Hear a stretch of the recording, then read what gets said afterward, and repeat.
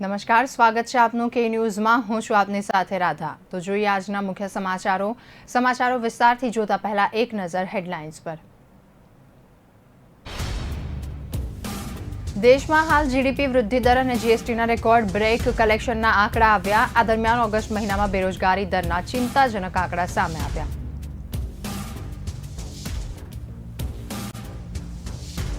મદ્રાસ હાઈકોર્ટે મોટર વાહનો માટે 5 વર્ષના બમ્પર ટુ બમ્પર ઇન્સ્યોરન્સ ફરજિયાત કરવાનો પોતાનો નિર્ણય સ્થગિત કર્યો. અમેરિકામાં 4 વર્ષ પહેલા આવેલા ઈરા વાવાઝોડાએ કેર વર્તાવ્યો. વાવાઝોડું લ્યુઇસિયાના થઈ ન્યૂયોર્ક, ન્યૂ જર્સી રાજ્ય સુધી પહોંચ્યું.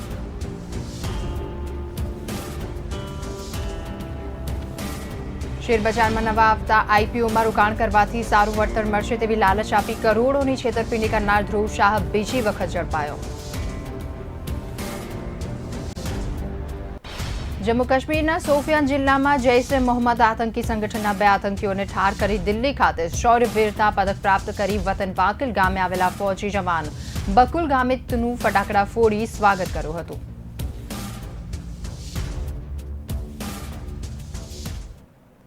તો હવે જોઈએ સમાચારો વિસ્તારથી. દેશમાં હાલ જીડીપી વૃદ્ધિ દર અને જીએસટીના રેકોર્ડ બ્રેક કલેક્શનના આંકડા સામે આવ્યા. તો આ દરમિયાન ઓગસ્ટ મહિનામાં બેરોજગારીના દરના ચિંતાજનક આંકડા પણ સામે આવ્યા છે. દેશમાં બેરોજગારીના આંકડા પર નજર રાખતી સંસ્થા સેન્ટર ફોર મોનિટરિંગ ઇન્ડિયન ઇકોનોમીના તાજા આંકડાઓ મુજબ રાષ્ટ્રીય બેરોજગારીનો દર ઓગસ્ટમાં 1.37%થી વધી 8.32% થયો છે. જુલાઈમાં આંકડો 6.95% હતો. તો સીએમઆઈઆઈના જણાવ્યા અનુસાર શહેરમાં બેરોજગારીનો દર 1.5%થી વધી 9.78% થયો છે. જુલાઈમાં આ દર 8.3% હતો. તો સાથે જ ગ્રામીણ બેરોજગારીનો દર પણ 1.3%ના વધારા સાથે 7.64% થયો, જે જુલાઈમાં 6.34% હતો. તો કામકાજ કરતા લોકોની સંખ્યા જુલાઈમાં 39.77 કરોડ નોંધાઈ હતી, જે ઓગસ્ટમાં 39.33 કરોડ થઈ. તો જોતા એક મહિનામાં અંદાજે 16 લાખ લોકો બેરોજગાર થયા, જેમાં સૌથી વધારે સંખ્યા ગ્રામીણ વિસ્તારની છે, જેની પાછળ ખરીફ સિઝનમાં ઓછા વાવેતરને પણ કારણરૂપ મનાય છે.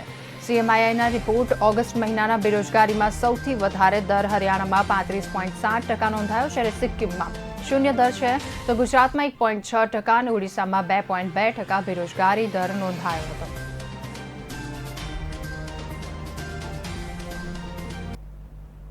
મદ્રાસ હાઈકોર્ટે મોટર વાહનો માટે 5 વર્ષના બમ્પર ટુ બમ્પર ઇન્સ્યોરન્સ ફરજિયાત કરવાનો પોતાનો નિર્ણય સ્થગિત કર્યો છે. આ મુદ્દે 13 સપ્ટેમ્બરે આગામી સુનાવણી થશે. તો હાઈકોર્ટે જનરલ ઇન્સ્યોરન્સ કાઉન્સિલના અનુરોધ પર આ ચુકાદો આપ્યો છે. જીઆઈસીએ કોર્ટને જણાવ્યું હતું કે ઇન્સ્યોરન્સ રેગ્યુલેટરી એન્ડ ડેવલપમેન્ટ ઓથોરિટીની મંજૂરી વિના આદેશ લાગુ કરી શકાય નહીં. તેની સાથે જ કમ્પ્યુટર સિસ્ટમ તથા અન્ય જરૂરી બદલાવ કરવા માટે કમસે કમ 90 દિવસનો સમય જરૂરી છે. જસ્ટિસ એસ વૈદ્યનાથે 4 ઓગસ્ટના રોજ આદેશ આપ્યો કે 1 સપ્ટેમ્બરથી નવા વાહનોના વેચાણ પર bumper to bumper insurance policy ફરજિયાત કરવામાં આવે. તો 5 વર્ષની આ પોલિસીમાં ડ્રાઈવર, પેસેન્જર અને વાહનના માલિકનું કવરેજ વધારવાનું હોવું જોઈએ.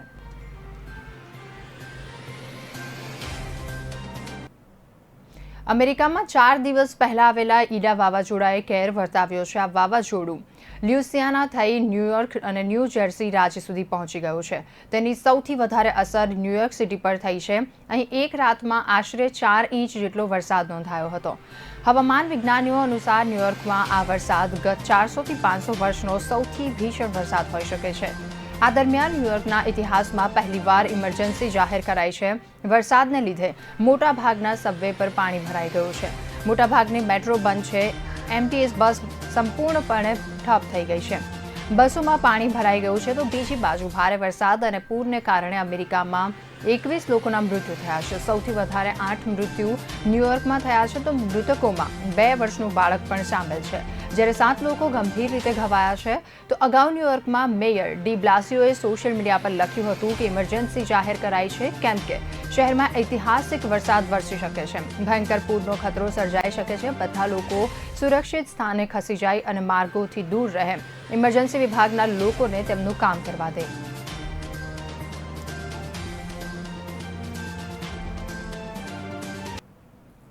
શેરબજારમાં નવા આવતા આઈપીઓમાં રોકાણ કરવાથી સારું વળતર મળશે તેવી લાલચ આપી કરોડોની છેતરપિંડી કરનાર ધ્રુવ શાહ બીજી વખત ઝડપાયો.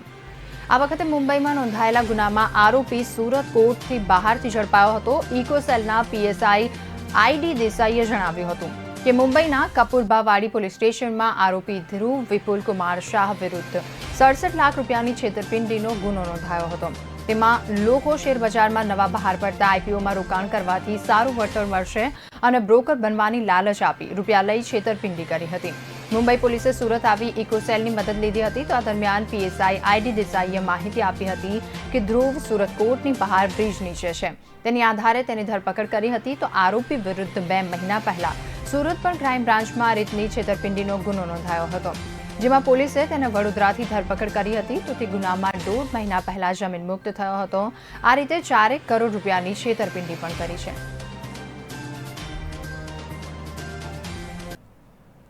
જમ્મુ કાશ્મીરના સોફિયાન જિલ્લામાં જૈશ એ મોહમ્મદ આતંકી સંગઠનના 2 આતંકીઓને ઠાર કરી દિલ્હી ખાતે શૌર્ય વીરતા પદક પ્રાપ્ત કરી વતન વાંકલ ગામે આવેલા ફૌજી જવાન બકુલ ગામિતનું ગ્રામજનોએ ફટાકડા ફોડી હારતોરા કરી ભવ્ય સ્વાગત સન્માન કર્યું હતું. માંગરોળ તાલુકાના વાંકલ ગામના બકુલકુમાર દલપતભાઈ ગામિત કેન્દ્રીય રિઝર્વ પોલીસ ફોર્સ સીઆરપીએફમાં છેલ્લા 8 વર્ષથી ફરજ બજાવે છે. તેઓ જમ્મુ કાશ્મીર ખાતે ફરજ પર છે કે વર્ષ 2019માં 26 જુલાઈએ સોફિયાન જિલ્લામાં આતંકવાદીઓ છુપાયા હોવાની જાણ થતાં ફોર્સની 14 બટાલિયનમાં ફરજ પરના ગામિત બકુલકુમાર દલપતભાઈ અને અન્ય સહયોગી જવાન અમિતસિંહ યાદવ ઉપરોક્ત સ્થળે પહોંચી ગયા. તો ત્યારે જૈશ એ મોહમ્મદના આતંકીઓને આંધાધૂંધ ગોળીબાર જવાનો પર કર્યા હતા, જેના પ્રત્યુત્તરમાં જવાનોએ ઉચ્ચ રણ કૌશલ્ય અને સાહસ દાખવી કુશળ રણનીતિથી આતંકવાદીઓ પર ઘાતક પ્રહાર કરી જૈશ એ મોહમ્મદ આતંકી સંગઠનના 2 આતંકવાદીઓને ઠાર કર્યા હતા. 2 દિવસ અગાઉ દિલ્હી ખાતે વીરતા સન્માન સમારોહ યોજાયો હતો, જેમાં વાંકલ ગામના ફૌજી જવાન ગામિત બકુલકુમાર દલપતભાઈ ઉચ્ચ અધિકારીઓના હસ્તે સન્માનિત કરી શૌર્ય પ્રદર્શનના વીરતા પદક માટે અર્પણ કરાયો હતો. આ વિરલ ઘટનાની જાણ પોતાના વતનમાં વાંકલ ગામમાં થતા પરિવારજનો અને ગ્રામજનોએ આનંદ અને ગૌરવની લાગણી અનુભવી હતી. ફૌજી જવાન દિલ્હીથી પોતાના વતન માટે આવી પહોંચતા વાંકલ ગામના સરપંચે તેમજ અગ્રણી આગેવાનો, વેપારી મંડળના સભ્યો તથા તમામ ગ્રામજનોએ વાંકલ ગામમાં ફટાકડા ફોડી જવાનને હારતોરા કરી ચાલો ઉઢાડી ભવ્ય સન્માન કર્યું હતું અને ભારત માતા કી જયના નારા ગુંજી ઉઠ્યા હતા.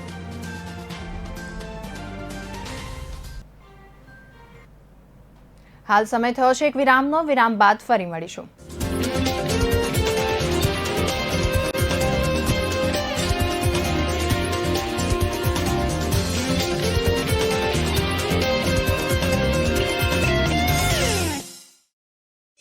न ऐश का न द्वेष का, यह दंगल है देश का.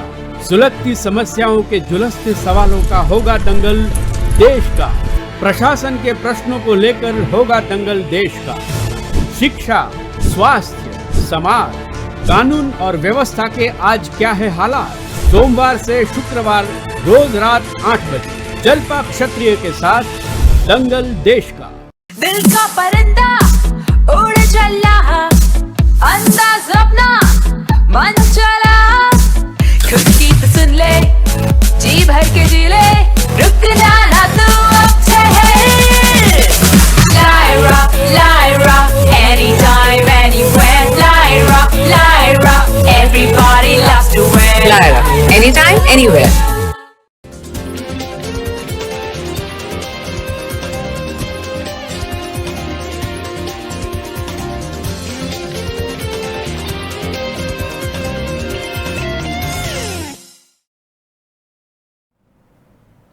વિરામ બાદ આપનું સ્વાગત છે. તો જોઈએ આગળના મુખ્ય સમાચાર.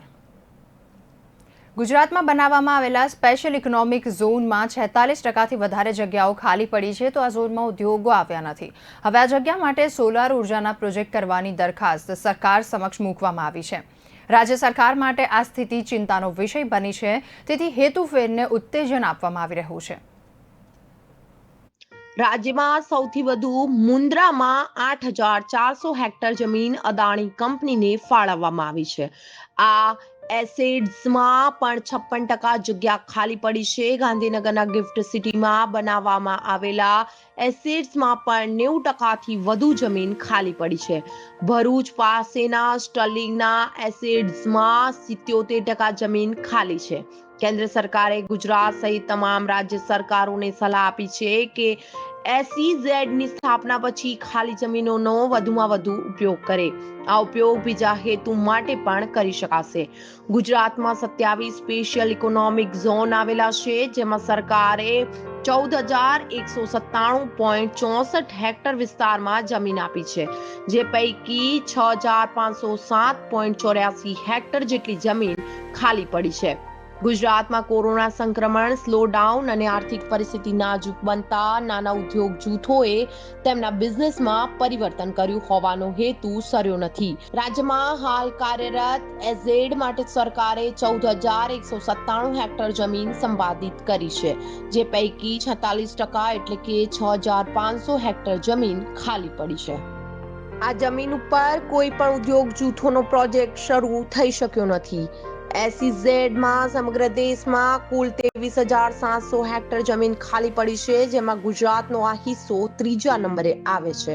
એટલે કે સરકારે ગુજરાતમાં બનાવેલા 60 જેટલા એસઈઝેડમાં મૂડીરોકાણ આવી રહ્યું નથી, તેથી તેના હેતુફેર થઈ રહ્યા છે. ઉદ્યોગ વિભાગના અધિકારીઓએ કહ્યું હતું કે એસઈઝેડની ખાલી જમીનમાં સોલાર પ્રોજેક્ટ સ્થાપિત કરવા માટે સરકારે પ્રયાસો શરૂ કર્યા છે. આ પ્રયાસના ભાગરૂપે એસઈઝેડમાં સોલાર પાવર પ્રોજેક્ટ શરૂ કરવાની અનુમતિ આપવામાં આવશે. કંડલા સ્પેશિયલ ઇકોનોમિક ઝોનમાં પણ ખાલી પડેલી જમીન પર કેપ્ટિવ સોલર પાવર પ્રોજેક્ટ નાખવામાં આવશે.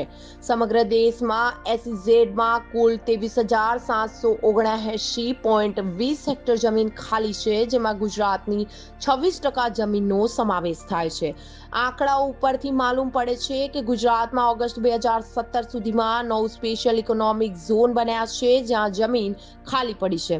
ગુજરાત ઔદ્યોગિક વિકાસ નિગમના 2 એસઈઝેડ છે, જેમાં પણ ખાલી જગ્યા પડી છે. એક એસઈઝેડ કંડલા પોર્ટ ટ્રસ્ટનો છે.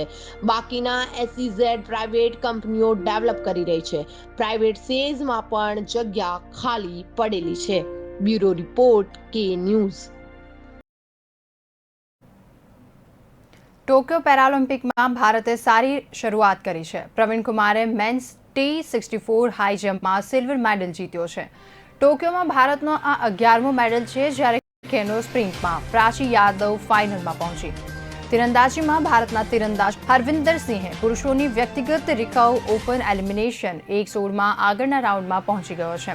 જ્યાં બેડમિન્ટનમાં પુરુષ સિંગલ્સના HL4 મુકાબલામાં સુહાલ એસ યથરજ પણ આગળના રાઉન્ડમાં પહોંચી ગયા છે. પ્રવીણનો એક પગ સામાન્ય વ્યક્તિ કરતાં નાનો છે, પરંતુ તેણે આ નબળાઈને પોતાની તાકાત બનાવી અને પેરાલિમ્પિકમાં સ્ટેજ સુધી પહોંચી અને જુદી જુદી સ્પર્ધાઓમાં ભાગ લીધો. પ્રવીણે એક ઇન્ટરવ્યુમાં કહ્યું હતું કે તે સ્કૂલે વોલીબોલ રમતો હતો અને તેનો જમ્પ સારો હતો. એકવાર તેણે હાઈ જમ્પમાં ભાગ લીધો, પછી એથ્લેટિક્સ તરીકે સત્યપાલે જવાહરલાલ નહેરુ સ્ટેડિયમમાં અને અભ્યાસ કરવાની ભલામણ કરી હતી. ત્યારબાદ તે જવાહરલાલ નહેરુ સ્ટેડિયમમાં અભ્યાસ કરવા લાગ્યો. પ્રવીણે જુલાઈ 2019માં જુનિયર વર્લ્ડ ચેમ્પિયનશિપમાં સિલ્વર મેડલ જીત્યો હતો. આ વર્ષે નવેમ્બરમાં તેણે સિનિયર વર્લ્ડ ચેમ્પિયનશિપમાં 4થું સ્થાન મેળવ્યું તો વર્લ્ડમાં ગોલ્ડ જીત્યો છે અને હાઈ જમ્પમાં 2.5 મીટરનો એશિયા રેકોર્ડ બનાવ્યો હતો.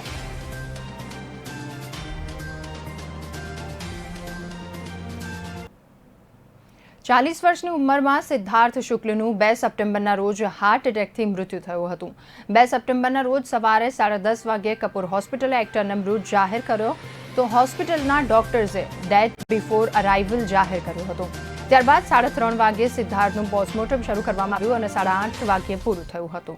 કપૂર હોસ્પિટલ આજે એટલે કે સોમવારે 10 વાગ્યાની આસપાસ સિદ્ધાર્થની ડેડ બોડી પરિવારને સોંપશે, તો પરિવારે સિદ્ધાર્થના અંતિમ દર્શનાર્થ માટે પાર્થિવ દેહ સેલિબ્રેશન સ્પોર્ટ્સ ક્લબ ખાતે રાખવાનો નિર્ણય લીધો છે. નોંધનીય છે કે 2018માં શ્રીદેવીની ડેડ બોડી પણ આ જ ક્લબમાં અંતિમ દર્શનાર્થે રાખવામાં આવી હતી. તો સિદ્ધાર્થ શુક્લના અંતિમ સંસ્કાર ઓશીવારા સ્મશાનમાં કરવામાં આવશે. 2016માં બાલિકા વધુ ફ્રેમ પ્રત્યુષના બેનર્જીની અંતિમ સંસ્કાર પણ અહીં જ કરવામાં આવ્યા હતા. તો ઉલ્લેખનીય છે, સિદ્ધાર્થના આકસ્મિક અવસાનના સમાચાર મળ્યા છે. ટીવી તથા બોલિવૂડ સેલેબ્સ પણ કપૂર હોસ્પિટલ તથા ઘરે આવ્યા હતા.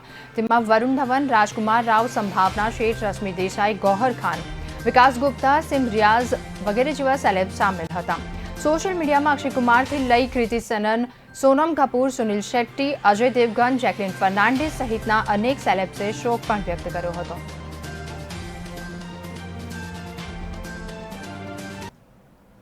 દેશના એકમાત્ર ઓપરેશનલ આઈએફસીમાં ફાઇનાન્શિયલ સર્વિસીસ સંબંધિત હાઈ એન્ડ પ્રોસેસિંગ સેન્ટરની સ્થાપના કરવા માટે કંપનીઓને આકર્ષવા ગિફ્ટ સિટીએ આ સહયોગ કર્યો છે. તે જાહેરાત પણ કરી છે. આ બંને સંસ્થાઓ Gujarat international finance tech city ખાતે ગ્લોબલ ઇન હાઉસ સેન્ટર્સ અને ગ્લોબલ ગાંધીનગર કેપેબિલિટી સેન્ટર્સની સ્થાપના માટે કંપનીઓને આકર્ષવા માટે સાથે મળી અને કામ કરશે. Gift IFSC international financial service સેન્ટરમાં જીઆઈસી તેના ફાઇનાન્શિયલ સર્વિસ ગ્રુપમાં કંપનીઓને પ્રત્યક્ષ અથવા પરોક્ષ રીતે સેવાઓ પ્રદાન કરવામાં સહયોગ કરી શકે છે. ગિફ્ટ એસડીઝેડ ખાતે સ્પર્ધાત્મક વેરા, ઇઝ ઓફ ડુઇંગ બિઝનેસ, તુલનાત્મક દ્રષ્ટિએ નીચો સંચાલિત ખર્ચ અને અદ્યતન માળખાકીય સુવિધા જેવા લાભો મળે છે. ગિફ્ટ સિટીના એમડી અને ગ્રુપ સીઈઓ તપન રેએ કહ્યું હતું કે તાજેતરમાં નિયામકીય બદલાવ અને વેરા પ્રોત્સાહનોને કારણે ગિફ્ટ સિટીમાં જીઆઈસી અને જીસીસીની સ્થાપના માટેનું આકર્ષણ વધ્યું છે. તે અદ્યતન માળખાકીય સુવિધાઓની વચ્ચે પ્રતિભાના વિશાળ સમૂહોનો ઉપયોગ માટેની પણ તક પ્રદાન કરે છે. એએનએસઆરના સંસ્થાપક અને સીઈઓ લલિત આહુજાએ કહ્યું હતું કે ગિફ્ટ સિટીના હિતધારકો સાથે ભાગીદારી અગ્રણી વૈશ્વિક કંપનીઓને તેમની મહત્વપૂર્ણ વ્યવસાયિક ક્ષમતાઓ સ્થાપિત કરવા માટે મહત્વપૂર્ણ કેન્દ્ર તરીકે ગિફ્ટ સિટીના વિકાસ માટેનો માર્ગ મોકળો બનાવશે. બિઝનેસના ડિઝાઇન, સ્થાપના અને જીઆઈસીના સંચાલનમાં વૈશ્વિક સ્તરે અગ્રેસર અને એએનએસઆરએ 75 થી વધુ જીઆઈસીની સ્થાપના કરી છે. તેના ક્લાયન્ટ્સના વેલ્સ ફર્ગો બેંક, સિલિકોન વેલી બેંક, સીએમઈ, ડેલ્ટા એરલાઇન્સ અને પેપ્સિકો સામેલ છે. ઓક્ટોબર 2020માં કેન્દ્ર સરકારે જીઆઈસીને આઈએફએસસીસીએ એક્ટ હેઠળ જીઆઈસીને ફાઇનાન્શિયલ પ્રોડક્ટ્સ અને ફાઇનાન્શિયલ સર્વિસીસ સંબંધિત ફાઇનાન્શિયલ સર્વિસીસ તરીકે જાહેર કરી છે. ત્યારબાદ નવેમ્બર 2020માં આઈએફએસસી ઓથોરિટીએ આઈએફએસસીસીએ નિયમોની જાહેરાત કરી હતી, જેમાં ગિફ્ટ આઈએફએસસીમાં જીઆઈસીની ઓળખ અને કામગીરી સંબંધિત માળખાને સામેલ કરાયા હતા. છેલ્લા 2 દાયકામાં જીઆઈસી મોડેલને કારણે વૈશ્વિક સ્તરે જબરદસ્ત પરિવર્તન આવ્યું છે. જીઆઈસી મોડેલ નવીન ડિજિટલ અને ટેકનોલોજી સાથે અસરકારક ડિલિવરી સપોર્ટ સર્વિસીસ સાબિત થયું છે. મહામારીને કારણે જીઆઈસી અને જીસીસી મોડેલને બળ મળ્યું છે, જે નવીન ડિલિવરી મોડેલ સાથે બેજોડ ડિજિટલ ટેકનોલોજી દર્શાવે છે તેમજ વ્યવસાય કરવામાં સક્ષમ પ્રતિભાના સમૂહ પરિવર્તન લાવવામાં અગ્રેસર રહ્યું છે. બ્યુરો રિપોર્ટ, કે ન્યૂઝ. તાલિબાન અફઘાનિસ્તાનમાં તેની સરકાર બનાવવાની જાહેરાત કરી શકે છે. આ માટે કાબુલમાં મંચ તૈયાર કરવામાં આવ્યા છે અને બેનરમાં પોસ્ટરો છાપવામાં આવ્યા છે.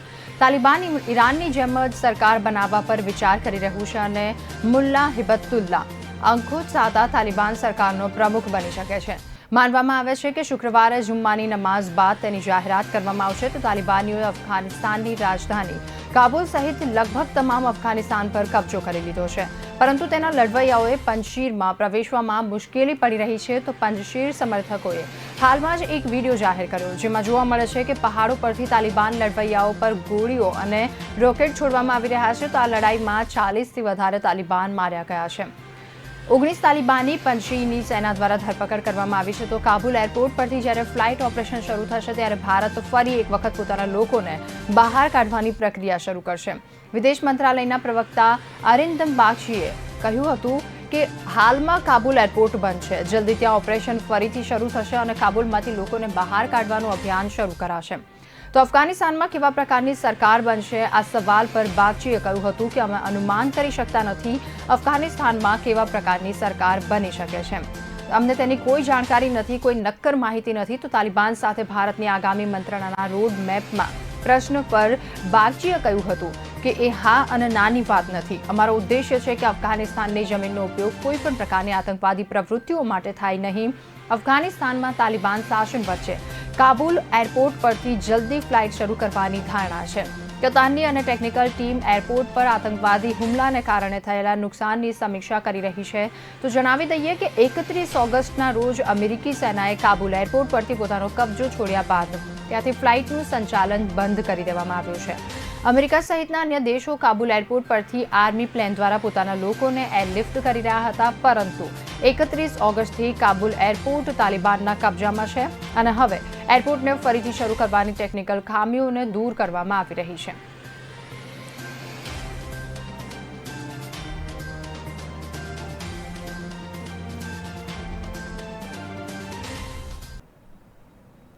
હાલ સમય થયો છે એક વિરામનો. વિરામ બાદ ફરી મળીશું.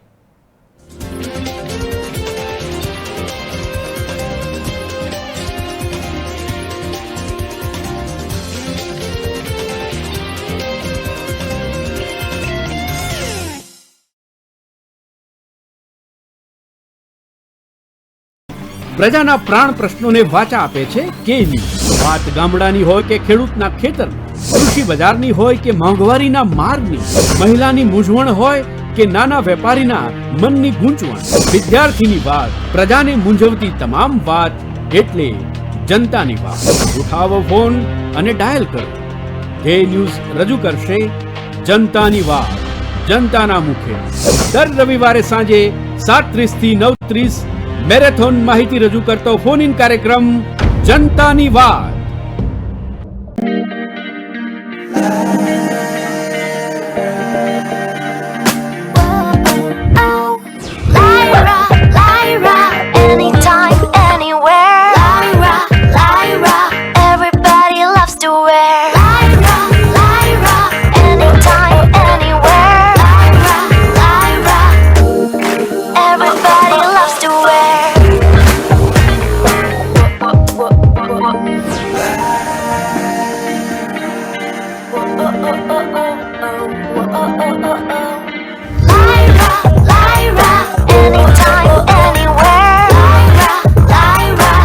My life, my Lyra.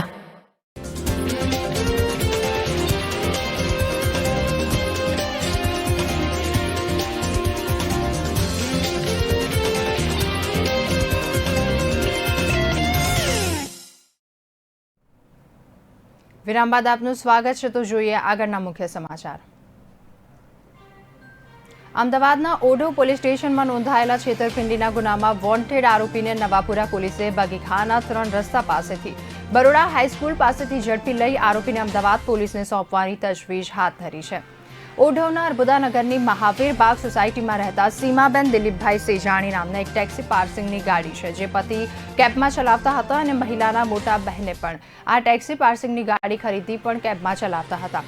મહિલાએ સપ્ટેમ્બર 2020માં પોતાની મારુતિ સ્વિફ્ટ ડિઝાયર ગાડીને ભાડેથી આપી અને ઓનલાઈન મૂકી હતી, જેને 2-3 દિવસ બાદ વડોદરાના જ્યુપિટર 4 રસ્તા ખાતે અંબાજીનગરમાં રહેતા અશ્વિન કુમાર પરસોત્તમદાસ પટેલનો ફોન આવ્યો હતો. અશ્વિન કુમાર પટેલને આ ગાડી ગમી જતા તેમણે આ કાર ભાડેથી લીધી હતી. તો ઉપરાંત અશ્વિન પટેલે મહિલાની બહેનની બીજી ઇકો ગાડી પણ ભાડેથી લીધી હતી. બંને ગાડીઓનું માસિક ભાડું ₹16,000 આપવાનું નક્કી થયું હતું, પરંતુ 1 મહિના બાદ અશ્વિને ભાડું ચૂકવ્યું ન હતું. મહિલા અને તેમના પતિએ ભાડું ઉઘરાવવાનું વારંવાર ફોન કરતા વાયદાઓ કરી અને ભાડું ન આપી છેતરપિંડી કરવી. આ ઘટના અંગે 28 જુલાઈએ ઓઢવ પોલીસમાં ફરિયાદ દાખલ કરી. તો આરોપી અશ્વિન પટેલ પાસેથી મંગળવારે કહાર ગાડી ખરીદી અને વિપુલ નામના વ્યક્તિને વેચી હતી, જે અંગે ઓઢવ પોલીસને જાણ થતાં તેણે વિકી કહારને વડોદરા આવી શોધ્યો હતો. તે મળી આવ્યો ન હતો. તો નવાપુરા પોલીસે બાતમીના આધારે વિકી કહારને શોધી કાઢી અને તેની ધરપકડ પણ કરી હતી.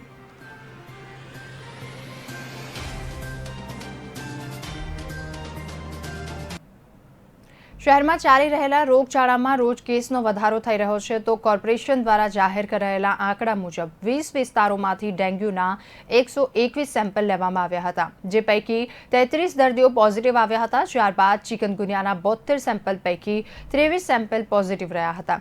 શહેરમાં વકરી રહેલા મચ્છરજન્ય રોગચાળાને કાબૂમાં લેવામાં તંત્ર નિષ્ફળ રહ્યું છે. કોર્પોરેશનના આરોગ્ય વિભાગ દ્વારા શહેરમાં થયેલા સર્વેમાં પાણીજન્ય રોગચાળામાં ઝાડાના 60, તાવના 183 કેસો નોંધાયા છે. વડોદરામાં અત્યાર સુધીમાં ડેન્ગ્યુના કુલ કેસોની સંખ્યા પર નજર કરીએ તો 17,643 સેમ્પલમાં 624 કેસ સત્તાવાર રીતે પોઝિટિવ આવ્યા છે. જ્યારે ચિકનગુનિયાના 1,499 સેમ્પલ પૈકી 360 કેસ પોઝિટિવ આવ્યા તો આરોગ્ય વિભાગ દ્વારા કરાયેલા સર્વેમાં ડેન્ગ્યુનો સૌથી વધારે વ્યાપ મકરપુરા, કોટા, શિયાબાગ, છાણી, દંતેશ્વર, સુદામાપુરી, દિવાળીપુરા, નવાયાર્ડ વગેરે જેવા વિસ્તારોમાં આવ્યા છે. જ્યારે ચિકનગુનિયામાં રામદેવનગર, બાપોદ, પાણીગેટ, ગોત્રી, પંચપટી, ફતેપુરા વગેરે જેવા વિસ્તારોમાં નોંધાયા છે તો શહેરના લગભગ 50% જેટલો વિસ્તાર રોગચાળાના ભરડામાં હોવાનું જણાય છે.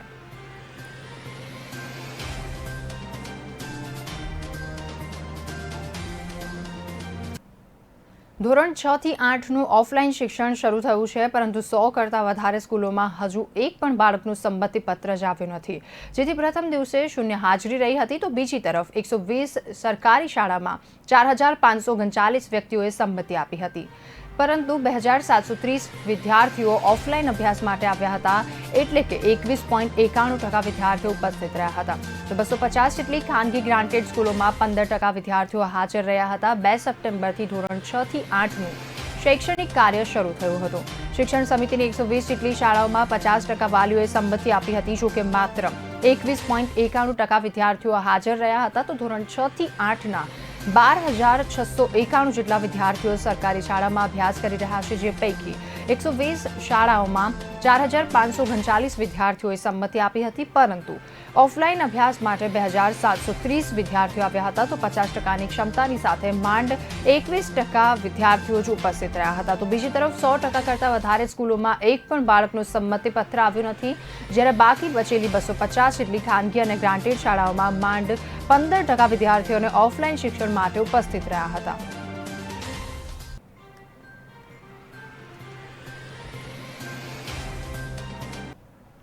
ડભોઈ પંથકમાં વરસાદની અછતના વચ્ચે વઢવાણા સિંચાઈ તળાવ આશીર્વાદરૂપ પુરવાર સાબિત થયું છે. વિસ્તારના ધારાસભ્ય જળક્રાંતિથી કૃષિ ક્રાંતિના અથાગ પ્રયત્નોથી નર્મદાના નીરને તળાવ ભરાતા 22 ગામોની ડાંગરના પાકને જીવનદાન મળ્યું છે, જેને લઈને વિસ્તારના ખેડૂતોમાં આનંદની લહેર જોવા મળી છે. તો ડભોઈ પંથકમાં ગત વર્ષની સરખામણીમાં વરસાદની મોટી અછત વર્તાતી જોવા મળી છે. ગત વર્ષે 2 સપ્ટેમ્બર સુધીમાં 792 ml વરસાદ હતો, તો સામે ચાલુ માત્ર 419 ml વરસાદ, એટલે કે ગત વર્ષ કરતાં 313 mm વરસાદ ઓછો થયો છે. ડભોઈ પંથકમાં ખરીફ પાકોમાં ખેડૂતો દ્વારા વાવણી કરાયેલા કપાસ, સોયાબીન, દિવેલા, તુવેર અને ખાસ કરીને ડાંગરના પાકો નિષ્ફળ જવાના આરે આવીને ઉભા હતા. ઉલ્લેખનીય છે કે વિસ્તારના ધારાસભ્ય શૈલેષ મહેતાએ કૃષિમંત્રીને પાકો બિલકુલ નિષ્ફળ ગયા હોય તેનો સર્વે કરી ખેડૂતોને વળતર આપવા બાબતની માંગ પણ કરી છે.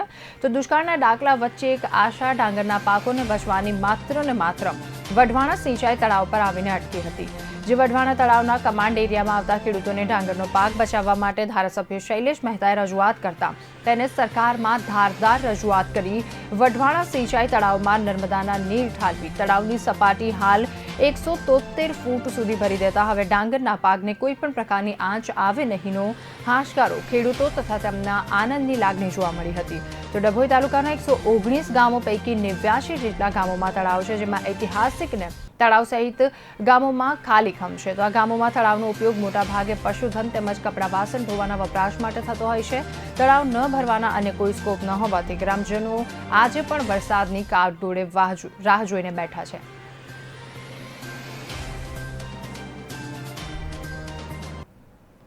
પોષણથી સમૃદ્ધ થોરના ફળ કમલમ એટલે કે ડ્રેગન ફ્રૂટની ખેતીને પ્રોત્સાહન આપવા માટે રાજ્ય સરકારે અમદાવાદમાં ફાર્મ ફ્રેશ કમલમ અને ફળ મહોત્સવ શરૂ કર્યો. તો આ ફળની નવી ખેતીની વાત કરીએ તો રાજ્યમાં હાલ 25 જિલ્લાઓમાં કમલમ ફળના બગીચા 1200 હેક્ટર જમીનમાં ઉછેરવામાં આવ્યા છે. આ ફળ હાલમાં મુખ્યત્વે આયાત કરવામાં આવે છે, જેની સ્થાનિક બજારોમાં ખૂબ સારી માંગ છે. તો તેની ખેતીને લઈ અને ઉત્પાદન વધે તો નિકાસની પણ વ્યાપક તકો છે. તેને અનુલક્ષીને રાજ્ય સરકારે બાગાયત ખેતીના માધ્યમથી ડ્રેગન ફ્રૂટની ખેતી વધારવા માટે મહત્તમ 2 હેક્ટરની મર્યાદામાં પ્રતિ હેક્ટર 1.25 લાખની વાવેતર સહાયની યોજના પહેલીવાર અમલમાં મૂકી છે. વડોદરા જિલ્લામાં કમલમ ફળની ખેતીની વાત કરીએ તો રાજ્યમાં કચ્છ અને સૌરાષ્ટ્રમાં જિલ્લાઓની સરખામણીએ ધીમા વેગે પરંતુ મક્કમ ઢગલે આ ગુણોની ખાંડ જેવી થોરના વેલા પર લાગેલા ફળની ખેતી વિસ્તરી રહી છે. નાયબ બાગાયત નિયામકોની કચેરીને બાગાયત અધિકારી યોગેશ ખાંટે જણાવ્યું હતું કે પહેલીવાર ડ્રેગન ફ્રૂટ માટે અમલી બનેલી વાવેતર સહાય યોજનાનો લાભ પહેલા વર્ષે જ મેળવવાના જિલ્લાના 30થી વધારે ખેડૂતોએ અરજી કરી છે, જેમાં વાવેતર વિસ્તાર સહિત જરૂરી ચકાસણી કરી અરજીઓની મંજૂરીની પ્રક્રિયા ચાલી રહી છે. તો વડોદરા જિલ્લાના અંદાજે 15 જેટલા ખેડૂતોએ પ્રમાણમાં સારી કહેવાય તેવી સફળતા પણ મેળવી છે.